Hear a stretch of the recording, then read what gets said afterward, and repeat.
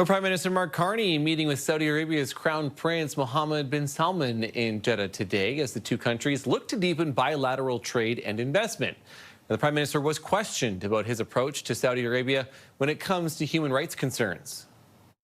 I do see that lecturing countries from afar is an ineffective strategy. It's satisfying, but it's ineffective. Engagement can be effective. It doesn't mean it's always effective. It doesn't mean it's decisive, but it can be effective. Canada is making a bold move that could reshape its future by securing powerful new partnerships with Saudi Arabia across key industries. As Canada creates fresh opportunities for trade, investment, and innovation, the United States risks watching one of its closest allies build stronger connections that could weaken America's influence. On July 2026, Prime Minister Mark Carney landed in Riyadh, Saudi Arabia, the first visit by a Canadian Prime Minister to the kingdom in more than 2 decades. The last time a Canadian head of government made this trip, the bilateral relationship looked entirely different. Canada and Saudi Arabia have signed commercial agreements worth more than 1 billion Canadian dollars. They have launched formal tax treaty negotiations. They announced cooperation frameworks across energy, critical minerals, artificial intelligence, infrastructure, education, agriculture, and advanced technology simultaneously. The visit ended the diplomatic estrangement that began in 2018 and produced a documented strategic partnership whose commercial scope extends well beyond what the initial agreement values suggest. The diplomatic context makes the visit's significance as large as its commercial content. In August 2018, Canada's then Foreign Affairs Minister Chrystia Freeland posted a tweet calling for the release of jailed Saudi human rights activists. Saudi Arabia responded by expelling Canada's ambassador, freezing new trade and investment, ordering Saudi students in Canada to transfer to institutions in other countries, and announcing it would sell its Canadian equities and bonds. The bilateral relationship effectively froze for the subsequent 8 years.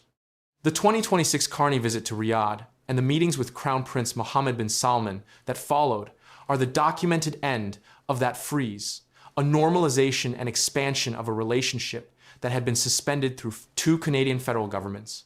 The Saudi Arabia-Canada Investment Forum that ran alongside the government meetings gave the commercial dimensions of the visit specific institutional form.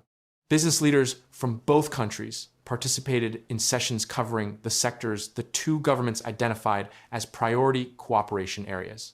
Canadian mining companies and Saudi Arabia's Vision 2030 industrial diversification agenda intersect at critical minerals, the specific category where Canada's geological endowment and Saudi Arabia's capital resources create a natural commercial partnership that neither country can easily replicate with other partners.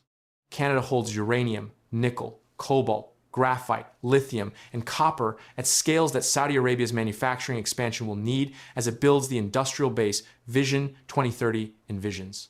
Saudi Arabia holds sovereign wealth fund capital at a scale that Canada's mining development timelines require to move from exploration to production efficiently. Vision 2030 is the Saudi economic transformation program announced by Crown Prince Mohammed bin Salman in 2016.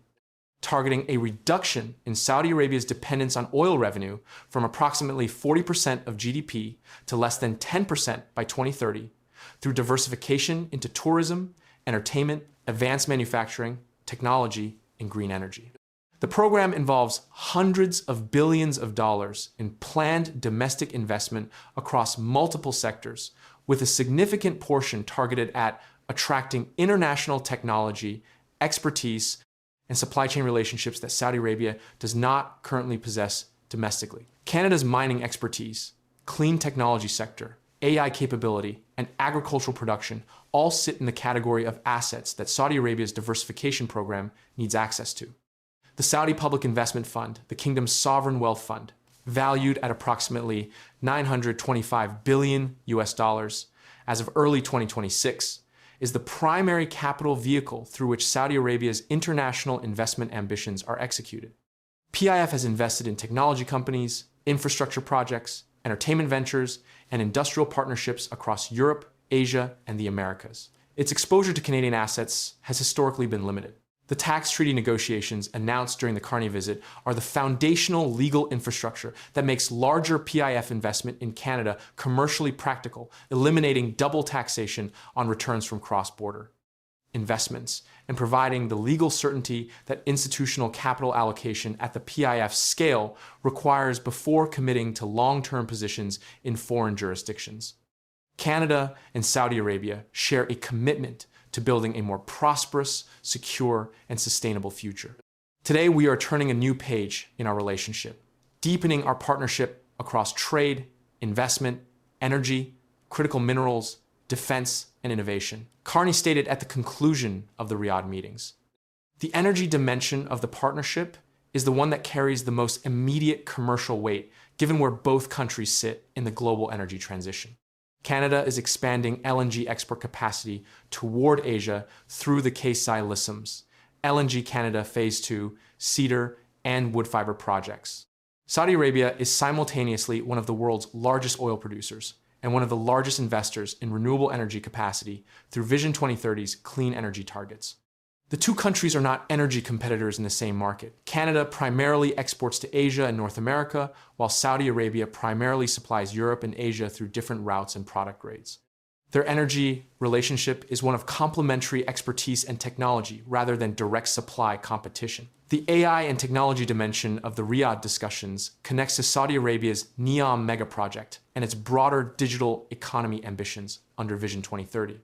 NEOM, the $500 billion urban development project being built in northwestern Saudi Arabia, requires advanced AI systems, smart city technology, and digital infrastructure at a scale that few countries have the industrial and technological capacity to supply. Canada's AI ecosystem, concentrated in Montreal, Toronto, and Edmonton, through institutions including the Vector Institute, Mila, and AMI, alongside Canadian companies developing AI applications across multiple sectors, represents a potential technology supply relationship that aligns with Saudi Arabia's specific development requirements. The agriculture cooperation announced during the visit addresses Saudi Arabia's documented food security vulnerability. The kingdom imports approximately 80% of its food requirements, making it one of the world's most food import-dependent major economies. Canada is one of the world's largest agricultural exporters. Wheat, canola, pulse crops, and beef are all produced in volumes that significantly exceed domestic Canadian consumption. A structured agricultural supply relationship between Canada and Saudi Arabia provides both countries with exactly what they need. Saudi Arabia gets a reliable, politically stable food supply partner outside the Middle East's volatile regional dynamics, and Canada gets a high-value buyer for agricultural exports in a market that its January 2026 China deal and ongoing European partnerships are simultaneously expanding. The defense cooperation component of the Riyadh meetings is the one that has attracted the least public attention, but potentially carries the longest strategic significance. Canada announced during the same week as the Riyadh visit that it had selected TKMS of Germany as the preferred submarine bidder, signed a $1.75 billion radar deal with BAE Systems Australia, entered jet trainer talks with Italy's Leonardo, and joined NATO's Defense, Security, and Resilience Bank as a founding member. Those decisions collectively describe a Canadian government building a diversified defense-industrial relationship portfolio that now includes Germany, Norway, Australia, South Korea, Sweden, Italy, and through the Riyadh meetings, Saudi Arabia.